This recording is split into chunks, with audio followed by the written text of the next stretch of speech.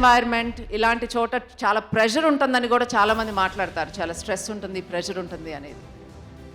Stress, pressure లేకుండా development will not happen అండి.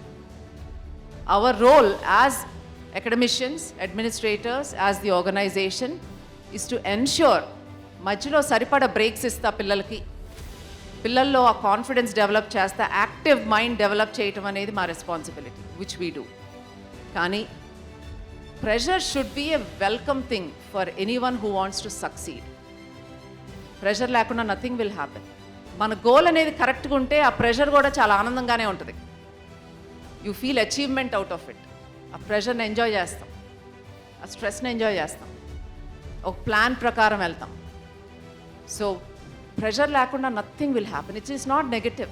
Pressure is not negative if you take it in the right way and plan for it in the right way. That is what leads to proper planning. ఇవాళ ఇక్కడ ఉన్న stage మీద ప్రతి ఒక్క స్టూడెంట్ని అడిగితే I'm sure వాళ్ళు చెప్పేది ఒకటే, డిసిప్లిన్. నేను డిసిప్లిన్గా రోజుకి 5 hours చదివాను, 6 hours చదివాను, ఈ ప్లాన్ ప్రకారం చదివాను. మా టీచర్స్ ఈ ప్లాన్ ఇచ్చారు. మా ప్రోగ్రామ్ కరిక్యులంలో this is the plan given to us. ఆ స్ట్రెస్ లేకుండా ఒక ప్లాన్ ప్రకారం ఫాలో అవ్వటం మూలాన మాకు ఎలా ప్రిపేర్ అవ్వాలన్న స్ట్రెస్ లేదు. That is a huge stress అండి ఫర్ 16-17-year-old స్టూడెంట్. ఏం చదవాలి, నేను ఎలా చదవాలి ఇస్ ద లార్జర్ స్ట్రెస్ చదవటం కన్నా కూడా.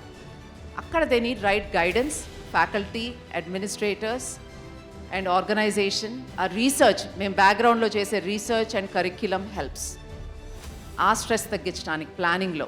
ఒక్కసారి ప్లాన్ అంటూ వచ్చాక చదువుకోవాలనుకున్న పిల్లలు, రైట్ క్యాంపస్లో రైట్ మోటివేషన్ ఉన్న పిల్లలు, definitely they will do well.